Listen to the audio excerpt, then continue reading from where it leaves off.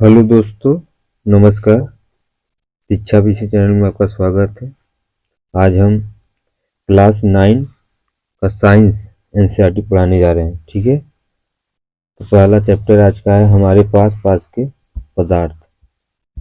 ठीक है, इसमें पहला, इस विश्व में प्रत्येक वस्तु जिस सामग्री से बनी होती है उसे विज्ञानियों ने पदार्थों का नाम दिया है। जिस हवा में हम सांस लेते हैं, जो भोजन हम खाते हैं, पत्थर, बादल, तारे, पौधे एवं पशु, यहाँ तक कि पानी की एक बूंद या रेत का एक कण, ये सभी पदार्थ हैं। ध्यान देने योग्य बात है कि ऊपर लिखी सभी वस्तुओं का द्रव्यमान होता है कि वे कुछ स्थान मतलब आयतन घेरती है। ठीक है, प्राचीन काल से ही मनुष्य अपने आसपास को समझने का प्रयास करता रहा है। भारत के प्राचीन दार्शनिकों ने पदार्थ को 5 मूल तत्वों में वर्गीकृत किया है, जिसे पंच तत्व कहा गया है। अब पंच तत्व में कौन कौन सा, जैसे वायु, पृथ्वी, अग्नि, जल, आकाश। इनके अनुसार इन 5 तत्वों से सभी वस्तु बनी है, चाहे वे सजीव हो या निर्जीव। उसे उस समय के यूनानी दार्शनिकों ने भी पदार्थ को उसी प्रकार वर्गीकृत किया है। आधुनिक विज्ञानों ने पदार्थ को भौतिक गुणधर्म एवं रासायनिक प्रकृति के आधार पर 2 प्रकार से वर्गीकृत किया है। ठीक है, पदार्थ का भौतिक स्वरूप और पदार्थ कणों के मिलकर बना होता है। ठीक है, बहुत समय तक पदार्थ की प्रकृति के बारे में 2 विचारधाराएं प्रचलित थी। एक विचारधारा का यह मानना था कि पदार्थ लकड़ी के टुकड़े की तरह सतत होते हैं, परंतु अन्य विचारधारा का मानना था कि पदार्थ रेत की तरह कणों से मिलकर बने हैं। ठीक है, जैसे पदार्थ के कण कितने छोटे हैं। ठीक है, तो देखिए जैसे इसमें है कि आपका जल और नमक मिलाकर लाख गुना किए गए जल के कण हैं, और जल हिमालय नमक है इसमें, उसके बाद जल और नमक खाली है। ठीक है, जब हम जल में नमक घोलते हैं तो नमक के कण जल के कणों के बीच के रिक्त स्थानों में समाविष्ट हो जाता है। ठीक है,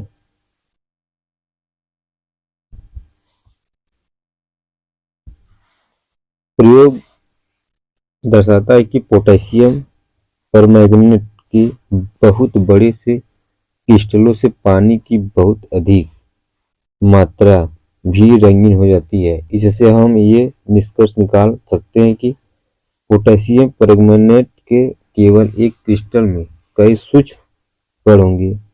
ये कण छोटे छोटे कणों में विभाजित होते रहते हैं। ठीक है, और पदार्थ के कणों के अभिलाक्षणिक गुण पदार्थ के कणों के बीच रिक्त स्थान होते हैं, जैसे नमक, शर्करा, डेटाल्ट या पोटेशियम परमैंगनेट के कारण समान रूप से पानी में विपरीत हो गए हैं। इस प्रकार जब हम चाय, कॉफी या नींबू पानी बनाते हैं तो एक पदार्थ के कारण कण दूसरे पदार्थ के कणों के रिक्त स्थानों में समाविष्ट हो जाते हैं। ठीक है,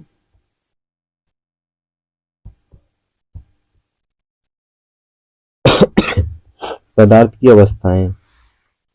अपने आसपास के पदार्थों को ध्यान में देखें, हम पाते हैं कि पदार्थ अपने 3 रूप में होते हैं, ठोस, द्रव और गैस।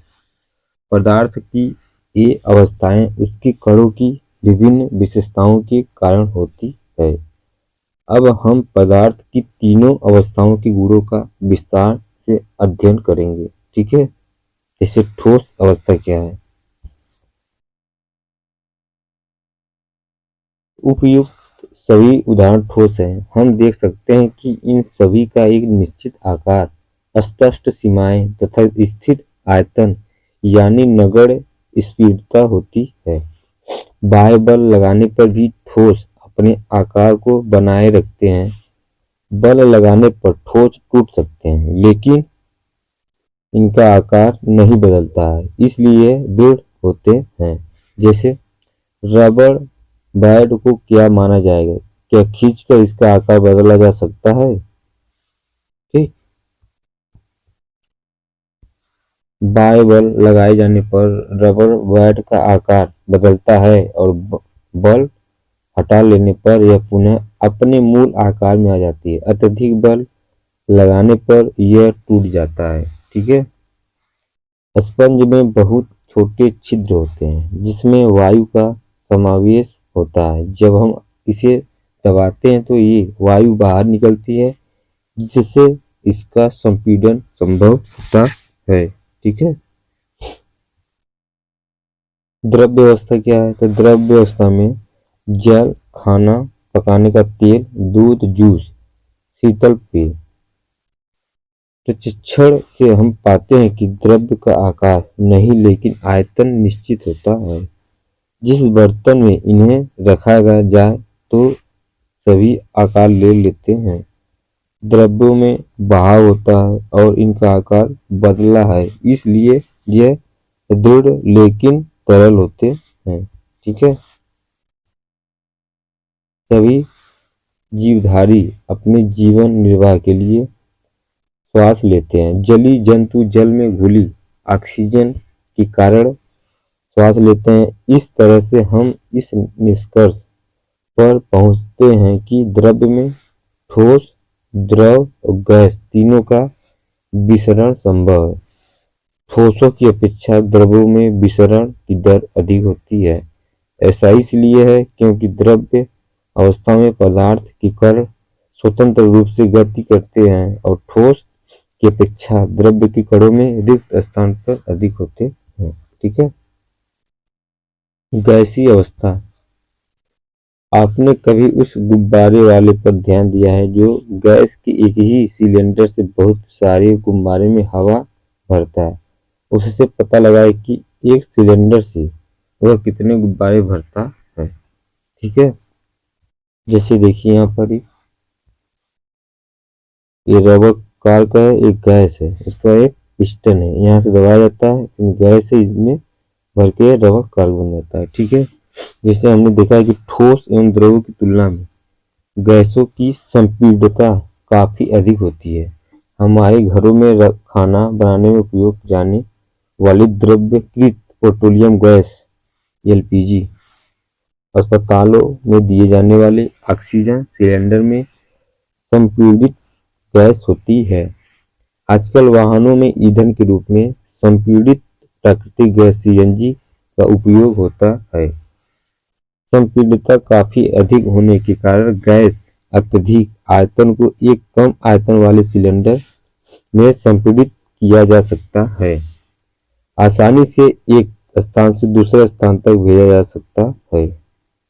हमारी नाक एवं पहुंचने वाली गंध से बिना रसोई में प्रवेश किए ही हम जान जाते हैं कि क्या पकाया जा रहा है। ठीक है।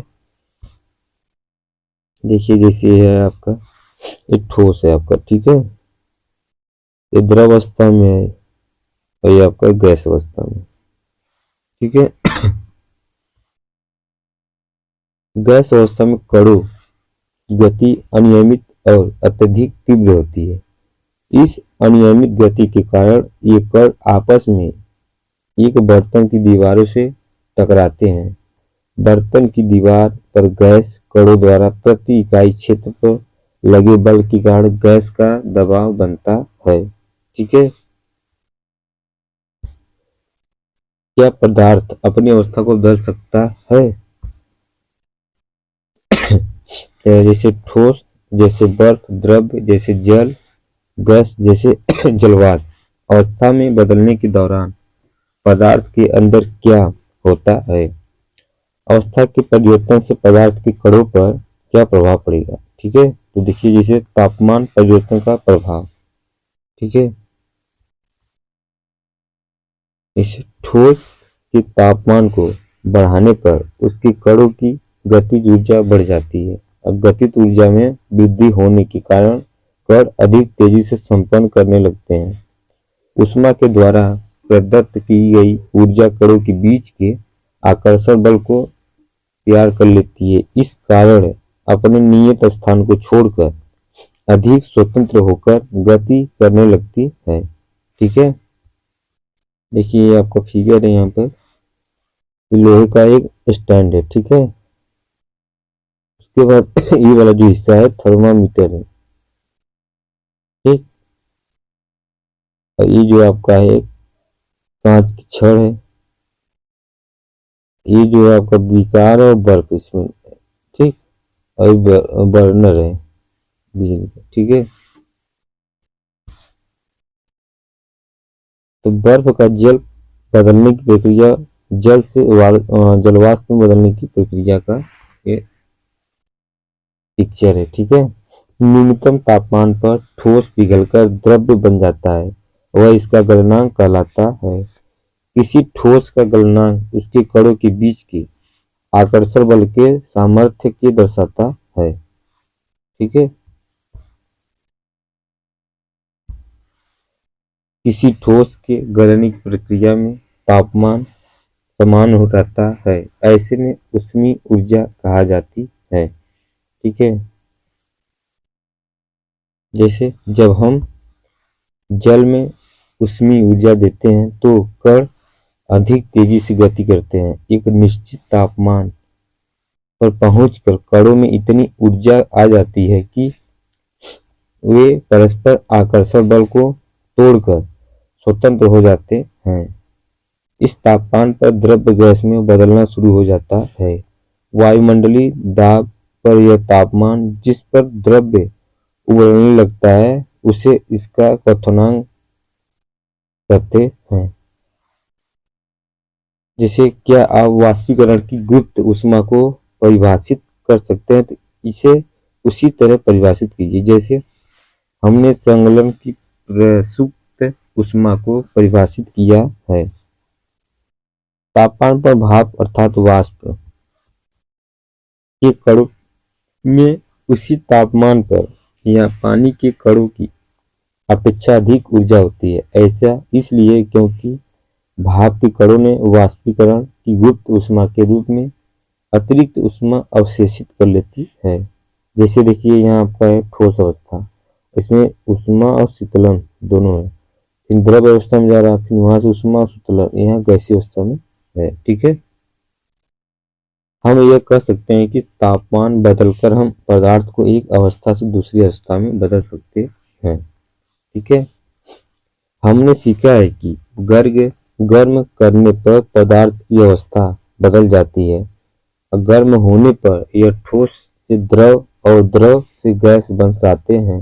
लेकिन कुछ ऐसे पदार्थ हैं जो द्रव अवस्था में परिवर्तित हुए बिना ठोस अवस्था से सीधे गैस में और आपस में बदल जाते हैं। ठीक है, जैसे देखिए आपका अमोनिया क्लोराइड का ऊर्ध्वपातन है। ठीक है, जैसे यहाँ रुई का टुकड़ा एक है। ठीक है, उसके बाद उल्टा रखा हुआ एक टीप है, देखिए उल्टा रखा है। उसके बाद वाष्प बना अमोनिया क्लोराइड, इसमें वाष्प बन रहा है।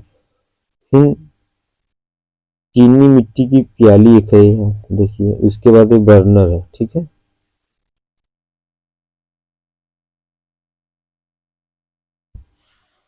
द्रव अवस्था में परिवर्तित हुए बिना ठोस अवस्था से सीधे गैस में बदलने की प्रक्रिया को ऊर्ध्वपातन कहते हैं और गैस से सीधे ठोस बनने की प्रक्रिया को निक्षेपण कहते हैं। ठीक है, दाब परिवर्तन का प्रभाव, हम जानते हैं कि घटक कणों के बीच की दूरी में अंतर होने के कारण पदार्थ की विभिन्न अवस्थाओं में अंतर होता है। किसी सिलेंडर में भरी गैस पर दाब लगाने एवं संपीड़न करने पर क्या होता है?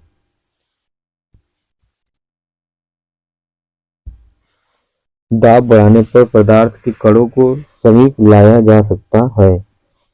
पिस्टन सिलेंडर, ठीक है, एक पिस्टन और सिलेंडर है। ठीक है, जैसे देखिए सिलेंडर का पिस्टन। ठीक, दाब के बढ़ने और तापमान घटने से गैस द्रव में बदल सकती है। क्या आपने ठोस CO2 के बारे में सुना है। इसे उच्च दाब पर संग्रहित किया जाता है। जब वायुमंडलीय दाब का माप 1 एटमॉस्फेयर हो तो ठोस CO2 द्रव्य अवस्था में आए बिना सीधे गैस में परिवर्तित होता है। ठीक है, हो जाता है। ठोस कार्बन डाइऑक्साइड को शुष्क बर्फ डेरिस कहते हैं। ठीक है, आइस। इस तरह से हम कह सकते हैं कि पदार्थ की अवस्थाएं यानी ठोस, द्रव और गैस, दाब और तापमान। ठीक है, इसे देखिए, द्रव अवस्था में, एक ठोस अवस्था में, एक गैसीय अवस्था में। ठीक है, तो तीनों अवस्थाओं में पदार्थ का अंतराल रूपांतरण। ठीक है, वाष्पीकरण। पदार्थ की अवस्था बदलने के लिए क्या सदैव ऊष्मा देना या दाब बदलना आवश्यक है? क्या अपने दैनिक जीवन से आप ऐसा कोई उदाहरण दे सकते हैं जिसमें बिना क्वथनांक पर पहुंचे हुए क्या कोई द्रव्य वाष्प अवस्था में बदल जाता है? तो जल को खुला छोड़ देने पर यह धीरे धीरे वाष्प में परिवर्तन हो जाता है। ठीक है, एक निश्चित तापमान पर गैस, द्रव्य या ठोस की कणों में विभिन्न मात्रा में गतिज ऊर्जा होती है। द्रव्यों में सतह पर स्थित कणों के कुछ अंशों में इतनी गतिज ऊर्जा होती है कि वे दूसरे कणों के आकर्षण बल से मुक्त हो जाते हैं। क्वथनांक से कम तापमान पर द्रव्य के वाष्प में परिवर्तित होने की इस प्रक्रिया को वाष्पीकरण कहते हैं। ठीक है, वाष्पीकरण को प्रभावित करने वाले कारक। सतह क्षेत्र बढ़ाने पर वह अब हम जानते हैं कि वाष्पीकरण एक सतही प्रक्रिया है। सतही क्षेत्र बढ़ने पर वाष्पीकरण की दर भी बढ़ जाती है। जैसे कपड़े सुखाने के लिए हम उन्हें फैला देते हैं। ठीक है, तापमान में वृद्धि। तापमान बढ़ने पर अधिक कणों को पर्याप्त गतिज ऊर्जा मिलती है जिससे वे वाष्पीकृत हो जाते हैं। आर्द्रता में कमी। वायु में विद्यमान जलवाष्प की मात्रा को आर्द्रता कहते हैं। किसी निश्चित तापमान पर हमारे आसपास की वायु में एक निश्चित मात्रा में ही जलवाष्प होता है। जब वायु में जल कणों की मात्रा पहले से ही अधिक होगी तो वाष्पीकरण की दर घट जाएगी। ठीक है, वायु की गति में वृद्धि। हम जानते हैं कि तेज वायु में कपड़े जल्दी सूख जाते हैं। क्यों? वायु की तेज होने से जलवाष्प के कारण वायु के साथ उड़ जाते हैं जिसमें आसपास के जलवाष्प की मात्रा घट जाती है। ठीक है, वाष्पीकरण के कारण शीतलता कैसे होती है? जब हम आप एक नाखून की पॉलिश हटाने वाले द्रव्य को अपनी हथेली पर गिराते हैं तो क्या होता है? तेज धूप वाले गर्म दिन के बाद लोग अपनी छत का खुला स्थान पर जल छिड़कते हैं क्योंकि जल के वाष्पीकरण गुप्त ऊष्मा गर्म सतह को शीतल बनाती है। ठीक है, ये है आपके वैज्ञानिक पदार्थ की 5 अवस्थाओं की चर्चा कर रहे हैं, जिसे बोस, आइंस्टाइन, कंडेंसेट, ठोस, द्रव, गैस, प्लाज्मा। प्लाज्मा जैसी इस अवस्था में कण अत्यधिक ऊर्जा वाले और अधिक उत्तेजित होते हैं। ये कण आयनीकृत गैस के रूप में होते हैं। फ्लोरोसेंट ट्यूब और नियॉन बल्ब में प्लाज्मा होता है। नियॉन बल्ब के अंदर नियॉन गैस और फ्लोरोसेंट ट्यूब के अंदर हीलियम या कोई अन्य गैस होती है।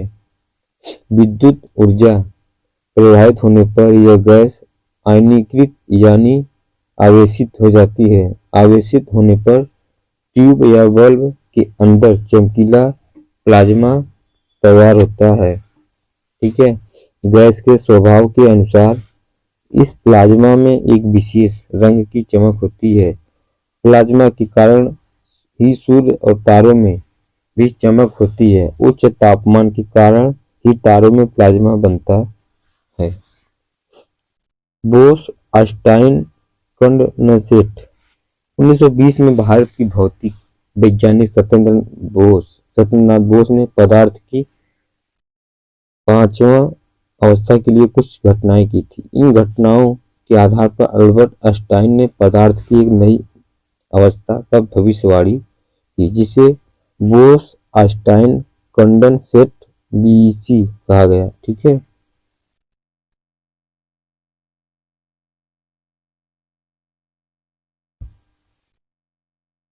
आगे है, द्रव्य सूक्ष्म कणों से मिलकर बना होता है। हमारे पास द्रव्य तीन अवस्थाओं में विद्यमान होता है: ठोस, द्रव और गैस। सब मतलब पहले चैप्टर का पूरा सार है। ठीक है। ठोस के कणों में आकर्षण बल सबसे अधिक, गैस के कणों में सबसे कम और द्रव के कणों में इन दोनों के मध्यवर्ती होते हैं। ठोस के कणों में ठोस को निहित करने वाले कणों के बीच का रिक्त स्थान और गतिज ऊर्जा न्यूनतम, गैसों के लिए यह अधिकतम, किंतु द्रव्यों के लिए मध्यवर्ती है। ठोसों के लिए उनके कणों में अवस्था अत्यधिक परिमित होती है। द्रव्य में कणों की परतें एक दूसरे पर से फिसल और संकलित हो जाते हैं। गैसों में कोई क्रम नहीं होता है और इनके कण अनियमित रूप से विचरण करते हैं। पदार्थ की अवस्थाएं अंततः परिवर्तित होते हैं। पदार्थ की अवस्था में परिवर्तन ताप और दाब में परिवर्तन से किया जा सकता है। ऊर्ध्वाधपतन क्रम में ठोस पदार्थ द्रव में परिवर्तित हुए बिना ही सीधे गैसीय अवस्था में आ जाता है। निक्षेपण प्रक्रम गैसीय पदार्थ सीधे ठोस अवस्था में आ जाता है। क्वथनांक की समष्टि परिघटना, जिसमें समष्टि की कण द्रव्य अवस्था से वाष्प में परिवर्तन होता है। ठीक है। और वाष्पीकरण की गति निम्नलिखित कारकों पर निर्भर करती है: सतही क्षेत्रफल, जिसका वायुमंडल के प्रति परित्याग होता है, तापमान, आर्द्रता और वायु की गति। वाष्पीकरण से ठंडक उत्पन्न होती है। वाष्पीकरण की गुप्त ऊष्मा ताप की वह मात्रा है जो एक kg द्रव्य को वायुमंडलीय दाब और द्रव्य के क्वथनांक पर गैसीय अवस्था में परिवर्तन करने हेतु प्रयोग होती है।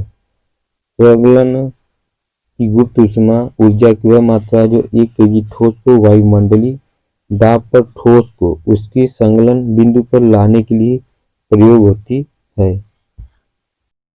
ठीक है। कुछ मापने योग्य राशियां और उसके मात्रक जिनका हमें ज्ञान होना चाहिए।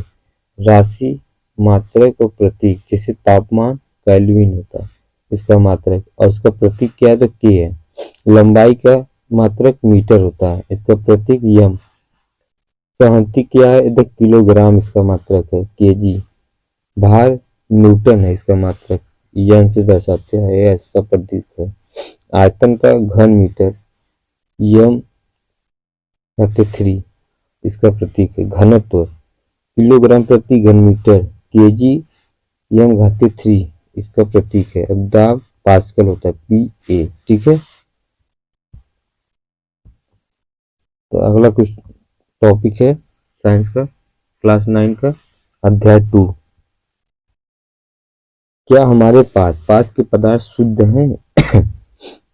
जैसे देखिए, शुद्ध नमक है, शुद्ध घी है और शुद्ध दूध है।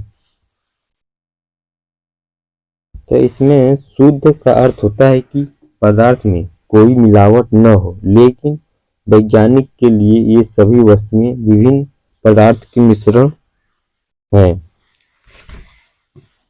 शुद्ध नहीं है। उदाहरण के लिए दूध, जल, वसा, प्रोटीन आदि के मिश्रण है। जब एक वैज्ञानिक किसी पदार्थ को शुद्ध कहता है तो इसका तात्पर्य है कि उस पदार्थ में मौजूद सभी कण समान रासायनिक प्रकृति के हैं।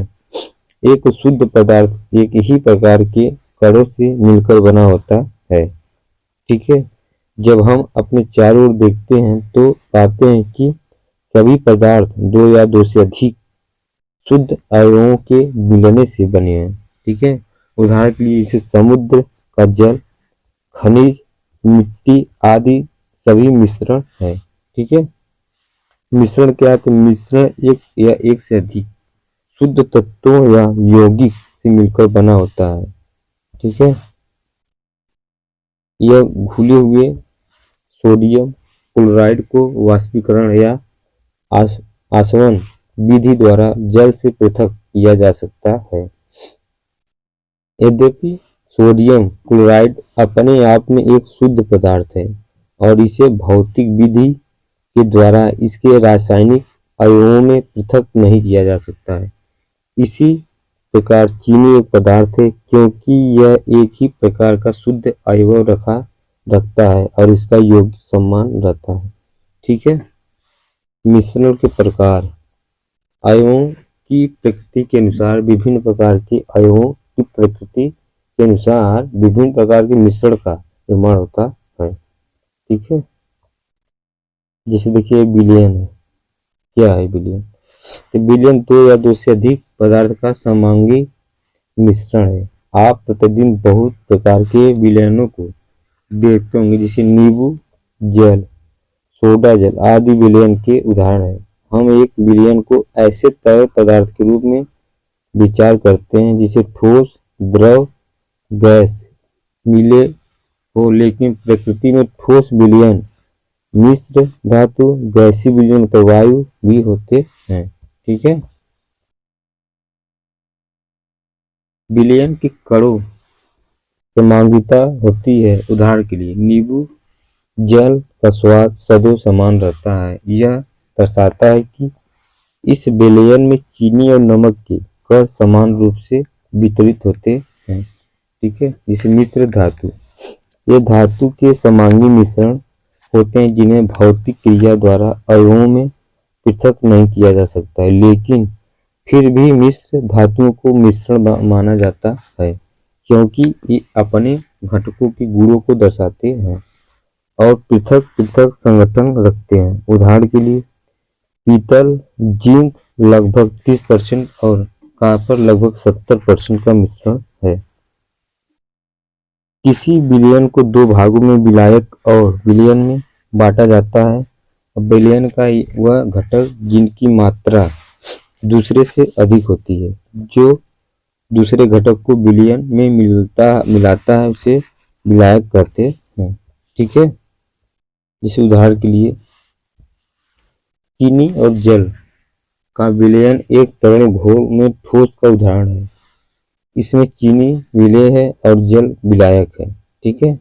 दूसरा जैसे वायु गैस में गैस का विलयन है। यह मुख्यतः दो घटकों में ऑक्सीजन 21% और नाइट्रोजन 78% का सामग्री मिश्रण है। ठीक है।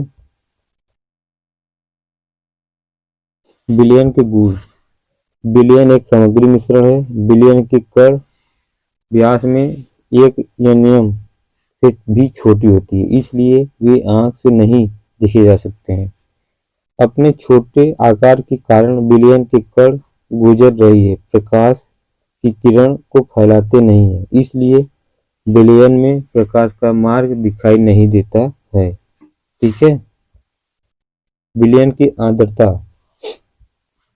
समूह ब के पास एक ही पदार्थ के विभिन्न आभाओं के रंगों के विलयन हैं।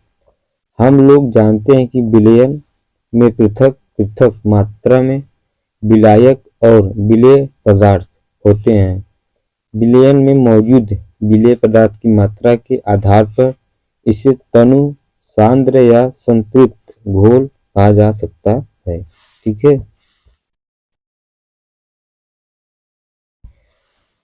किसी निश्चित तापमान पर उतना ही विलेय पदार्थ घुल सकता है जितनी की विलयन की क्षमता होती है। दूसरे शब्दों में दिए गए निश्चित तापमान पर यदि विलयन में विलेय पदार्थ नहीं घुलता है तो उसे संतृप्त विलयन कहते हैं। विलेय पदार्थ की वह मात्रा जो इस ताप पर संतृप्त विलयन में उपस्थित है उसकी घुलनशीलता कहलाती है।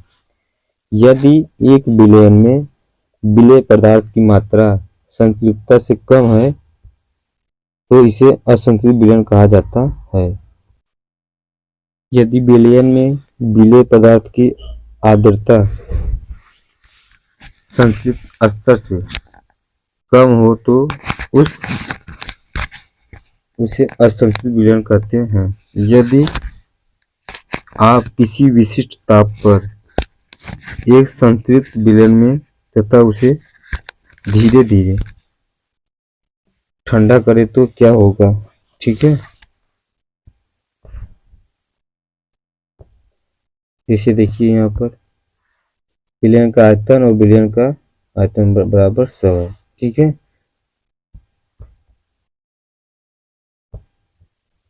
निलंबन के गुणधर्म क्या है?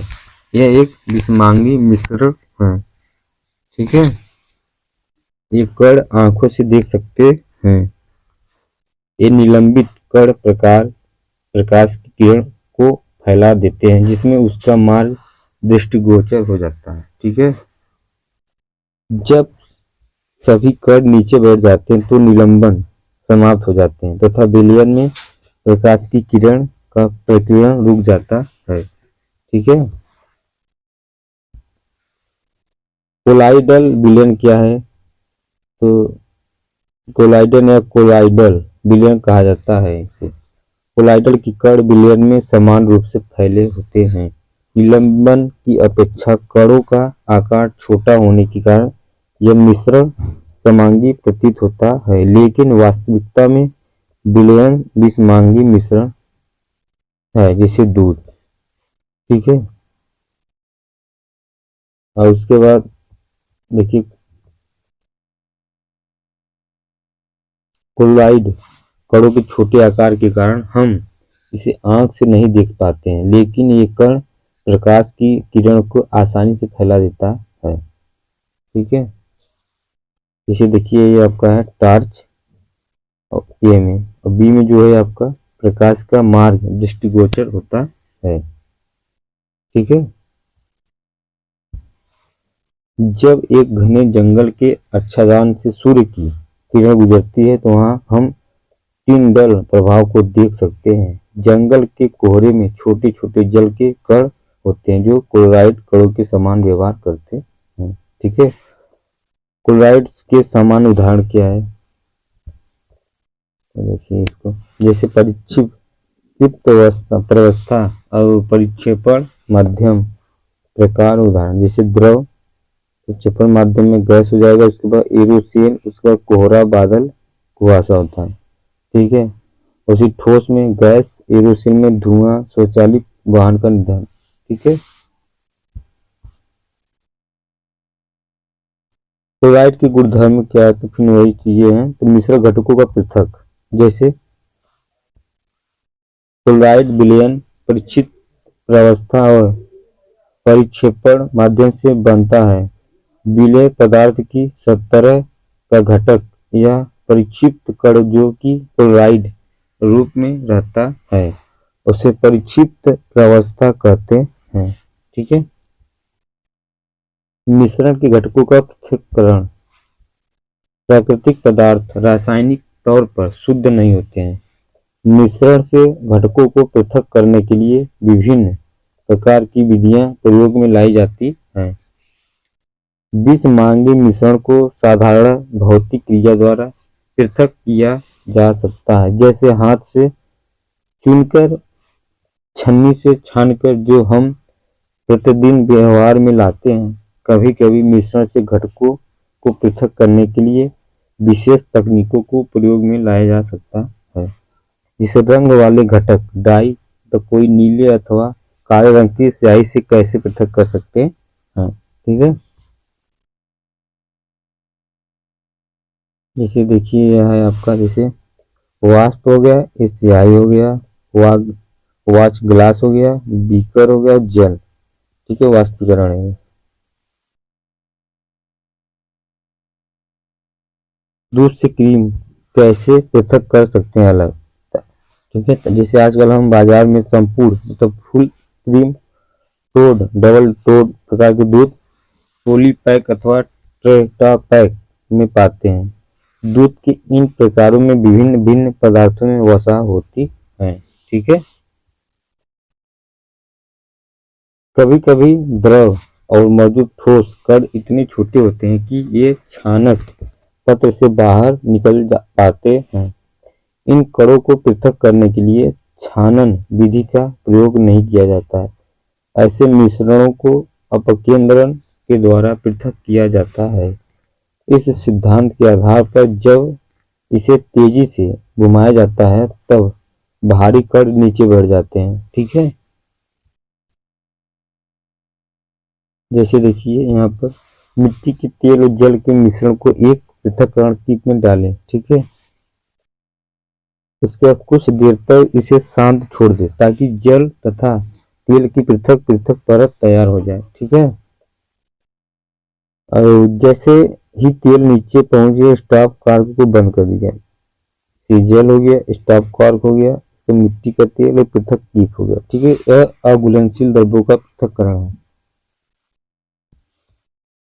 अनुप्रयोग में जैसे तेल तथा जल के अघुलनशील मिश्रण को पृथक करने में सिद्धांत के अनुसार आपस में नहीं मिलने वाले द्रव अपने घनत्व के अनुसार विभिन्न परतों में पृथक हो जाते हैं। ठीक है। जैसे नमक तथा कपूर के मिश्रण को कैसे पृथक कर सकते हैं, तो कपूर को गर्म करने पर वह ठोस अवस्था से सीधे गैस अवस्था में हो जाता है। ठीक है। यह परिवर्तन हो जाता है। उन मिश्रणों जिनमें ऊर्ध्वपातित हो सकने वाले अवयवों को ऊर्ध्वपाती न होने योग्य अशुद्धियों, इस प्रकरण में नमक से पृथक करने के लिए ऊर्ध्वपातन की प्रक्रिया का प्रयोग करते हैं। अमोनियम क्लोराइड, निप्थालीन और एल्थालसीन इत्यादि ऊर्ध्वपाती होने योग्य ठोस पदार्थ के कुछ उदाहरण हैं। ठीक है। जैसे देखिए ये आपको ऊर्ध्वपातन की प्रक्रिया द्वारा कपूर तथा पृथक्करण है। जैसे देखिए ये रुई का प्लग है। ठीक है। उसका उल्टी राखी एक कीप हो गया, ठोसीकृत कपूर हो गया, और ये जो बीच का कपूर के वाष्प है। ठीक है।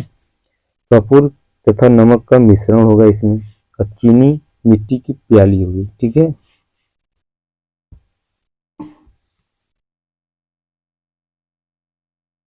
जब स्याही अपने प्रयोग की उसमें जल विलायक के रूप में है तो तथा डाई विलायक के रूप में जैसे ही जल छानक पत्र ऊपर की दिशा की ओर अग्रसर होता है वह डाई के कणों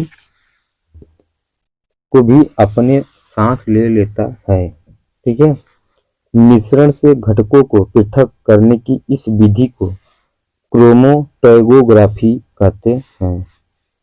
ग्रीक में क्रोमो का अर्थ रंग होता है। इस विधि को सबसे पहले रंगों को पृथक करने में प्रयोग किया गया था, इसलिए इसका नाम क्रोमैटोग्राफी पड़ा है। ठीक है।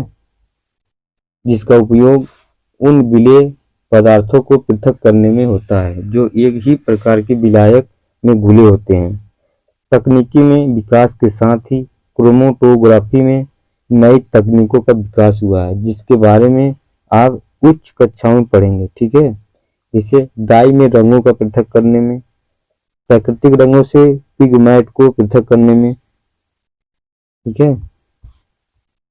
देखिए जैसे ये है आपका दो घुलनशील द्रव्यों के मिश्रण को कैसे पृथक कर सकते हैं।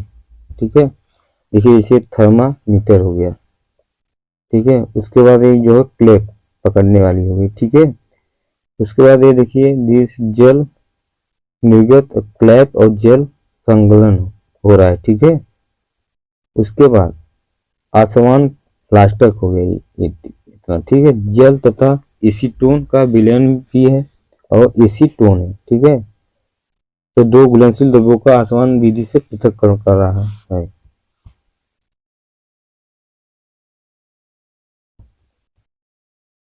ठीक है।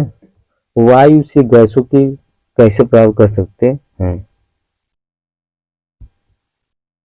वायु एक समांगी मिश्रण है तथा इसके घटकों को प्रभाजी आसवन द्वारा पृथक किया जा सकता है।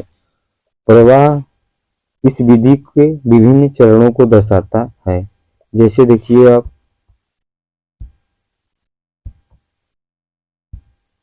ये आपका है वायु, दाब बढ़ाकर तथा तापमान कम करके वायु को संतुलित तथा ठंडा करना। ये द्रव्य वायु है। प्रभाजी आसमान कालग में वायु को धीरे धीरे गर्म करना। अब विभिन्न ऊंचाई पर गैस पृथक्करण हो रहा है, ठीक है। ये ऑक्सीजन हो गया, आर्गन और नाइट्रोजन। ये देखिए आपका है वायु के घटकों का पृथक्करण, ठीक है। जैसे देखिए यहाँ पर देखें, द्रव्य ऑक्सीजन है, ठीक है। ये क्षणक हो गया वायु निवेश, यहाँ से वायु निवेश करेगी, फिर उसके बाद दबाव में वायु होगा, ठीक। यहाँ से इसके बीच में दबाव होगा, उसके बाद यहाँ से गर्म वायु निकलेगी, फिर इसमें प्रवेश करेगा, यहाँ प्रवेश करके जल निर्गत होगा, ठीक है। फिर उसके बाद जमा हुआ शीतल भी जल निवेश करेगा और फिर शुष्क बर्फ के रूप में कार्बन डाइऑक्साइड निर्गत करेगा। फिर धीरे धीरे यहाँ शीतलन संपूर्ण वायु करेगा और पृथक करने वाला हो जाएगा। फिर यहाँ से धीरे से ये आपका द्रव्य वायु हो जाएगा, विस्तार जेट, ठीक है। उसके बाद नाइट्रोजन निर्गत, इसके बाद प्रभावी आसमान कालेज हो जाए, फिर यहाँ द्रव्य ऑक्सीजन, ठीक है। तो प्रक्रिया चलता रहेगा इसमें। ये वायु की घटकों का पृथक्करण है, ठीक है। जैसे यदि हम वायु से ऑक्सीजन गैस को प्राप्त करना चाहते हैं तो हमें वायु में उपस्थित दूसरी गैस को पृथक करना होगा। द्रव वायु प्राप्त करने के लिए पहले वायु पर दबाव बढ़ाया जाता है और फिर ताप को घटाकर उसे ठंडा करके संपीड़ित किया जाता है। इस द्रवित गैस को प्रभावी आसवन स्तंभ में धीरे धीरे गर्म किया जाता है, जहां सभी गैस विभिन्न ऊंचाइयों पर अपने क्वथनांक के अनुसार पृथक हो जाती है, जैसे कि 2.12 में दर्शाया गया है, ठीक है। वायु में उपस्थित गैसों के उनके बढ़ते हुए क्वथनांक के अनुसार अवस्थित करें। जैसे देखिए आपका है जल, घर में जल शुद्धि निकाय, ठीक है। इस जल, यहाँ आपका जल भंडार है, ठीक है। उसके बाद ठोस पदार्थों के नीचे तलहट टैंक हो गया, उसके निलंबित अशुद्धियों के तलहट के लिए हो गया भार टैंक। उसके बाद एक छानक टैंक, मतलब जल, बारीकी बालू, कंकड़, मोटे कंकड़ यहाँ छानेगा, तो उसके बाद बैक्टीरिया को मारने के लिए क्लोरीकरण एक यहाँ व्यवस्था की गई। उसके बाद यहाँ घरों को पानी मिल जाएगा, ठीक है। क्रिस्टलीकरण विधि का प्रयोग ठोस पदार्थ को शुद्ध करने में किया जाता है। उदाहरण के लिए समुद्री जल से जो नमक हम प्राप्त करते हैं उसमें बहुत सी अशुद्धियां हो सकती है। इन अशुद्धियों को दूर करने के लिए क्रिस्टलीकरण विधि का प्रयोग किया जाता है। क्रिस्टलीकरण वह विधि है जिसके द्वारा क्रिस्टल के रूप में शुद्ध ठोस को विलयन से पृथक किया जाता है। क्रिस्टलीकरण विधि साधारण वाष्पीकरण विधि से निम्न कारणों से उत्तम होती है, ठीक है। छानने के पश्चात अशुद्ध विलेय पदार्थ को विलायक में घोलने पर विलय में कुछ अशुद्धियां रह सकती हैं। वाष्पीकरण होने पर ये अशुद्धियां ठोस को दूषित कर सकती हैं, ठीक है। समुद्री जल द्वारा प्राप्त नमक को शुद्ध करने में, अशुद्ध नमूने से फिटकरी को पृथक करने में, ठीक है। भौतिक एवं रासायनिक परिवर्तन, ठीक है। ऐसे गुण जिनका हम अवलोकन एवं वर्णन कर सकते हैं, जैसे कि रंग, कठोरता, शीघ्रता, बहाव, घनत्व, द्रव्यनाक तथा क्वथनांक इत्यादि को भौतिक गुण कहा जाता है। अवस्थाओं का अंतर रूपांतरण एक भौतिक परिवर्तन है, क्योंकि ये परिवर्तन पदार्थों के संगठन में बिना परिवर्तन किए जो होते हैं उनकी रासायनिक प्रकृति में भी कोई परिवर्तन नहीं होता है। यद्यपि बर्फ, जल और वाष्प अलग अलग दिखते हैं और ये भिन्न भिन्न भौतिक गुणों को दर्शाते हैं, लेकिन ये रासायनिक रूप से समान होते हैं। ठीक है। जल तथा खाना पकाने वाले तेल दोनों द्रव्य हैं, लेकिन इसके रासायनिक गुणधर्म भिन्न हैं। इनकी गंध और ज्वलनशीलता में अंतर है। हम जानते हैं कि तेल हवा में जलता है, जबकि जल आग को बुझाता है। तेल का यह रासायनिक गुण जल से इसे अलग करता है। ठीक है। जैसे मोमबत्ती के जलने की प्रक्रिया में भौतिक एवं रासायनिक दोनों परिवर्तन होते हैं। ठीक है। शुद्ध पदार्थ के क्या प्रकार हैं? तो पदार्थों को उनके रासायनिक संगठन के आधार पर तत्वों का या यौगिक में वर्गीकृत किया जा सकता है। तत्व। ठीक है। तत्व जैसे रॉबर्ट बायल पहले वैज्ञानिक थे जिन्होंने सन 1661 में सर्वप्रथम तत्व शब्द का प्रयोग किया था। फ्रांस के रसायन एंटोनी लॉरेंस लवाइजिए 1743 से लेकर 1794 में सबसे पहले तत्व की परिभाषा को प्रयोग द्वारा प्रतिपादित किया। इसके अनुसार तत्व पदार्थ का वह मूल रूप जिसे रासायनिक प्रतिक्रिया द्वारा अन्य सरल पदार्थों में विभाजित नहीं किया जा सकता है। तत्वों के साधारणतः धातु, अधातु, उपधातु में वर्गीकृत किया जा सकता है। ठीक है। यह चमकीली होती है। यह चांदी जैसी सफेद या सोने की तरह पीले रंग की होती है। ये ताप तथा विद्युत की सुचालक होता है। अन्य होती है। ठीक है। यह आघातवर्ध होती है। इनको पीटर कर महीन चादरों में ढाला जा सकता है। सोना, चांदी, तांबा, लोहा, सोडियम, पोटेशियम इत्यादि धातु के उदाहरण हैं।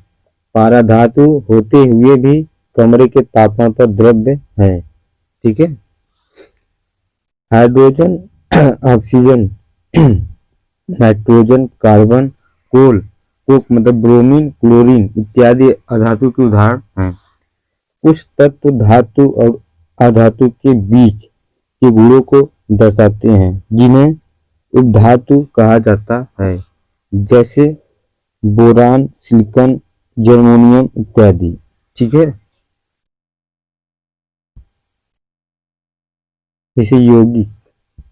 एक यौगिक वह पदार्थ है जो कि दो या दो से अधिक तत्वों को नियत अनुपात में रासायनिक तौर पर संयोजन में से बना सकता है। ठीक है। जैसे फर्स्ट में द्वार प्राप्त गैस हाइड्रोजन है। यह रंगहीन, गंधहीन और ज्वलनशील। इसकी ज्वलनशीलता असमूप। सेकेंड में गैस हाइड्रोजन सल्फाइड है। यह रंगहीन गैस है और इसकी गंध सड़े हुए अंडे जैसी होती है। ठीक है। अब यहाँ आपका मिश्रण और यौगिक। मिश्रण और यौगिक। ये तत्व यौगिक केवल मिश्रण बनाने के लिए मिलते हैं, किंतु किसी एक नए यौगिक का निर्माण नहीं करते हैं। मिश्रण का संगठन परिवर्तनीय होता है। मिश्रण उसमें उपस्थित घटकों के गुणधर्मों को दर्शाता है। घटकों को भौतिक विधियों द्वारा सुगमता से पृथक किया जा सकता है। तत्व क्रिया करके एक नए यौगिक का निर्माण करते हैं। नए पदार्थ का संगठन सदैव पदार्थ होती है। नए पदार्थ की गुणधर्म पूरी तरह से भिन्न होती है। घटकों को केवल रासायनिक या वैद्युत रासायनिक प्रतिक्रिया द्वारा ही पृथक किया जा सकता है। ठीक है। मिश्रण का गुणधर्म दोनों मिलते हुए तत्वों के गुण के समान होते हैं। यौगिक है, सामग्री यौगिक है। दोनों तत्वों को तीव्र से गर्म करने पर हमने यौगिक पाया, जिसका गुण मिले हुए तत्वों से पूरी तरह भिन्न है। यौगिक का संगठन पूरे पदार्थ में समान है। हम यह भी देख सकते हैं कि यौगिक की बनावट और रंग भी सभी स्थानों पर समान है। इस प्रकार संक्षेप में हम पदार्थों की भौतिक और रासायनिक प्रकृति को निम्न आरेख द्वारा व्यवस्थित कर सकते हैं। ठीक है। जैसे कुछ मिश्रण में एक अधिक पदार्थ तत्व तथा अथवा यौगिक किसी भी अनुपात में मिलते हैं।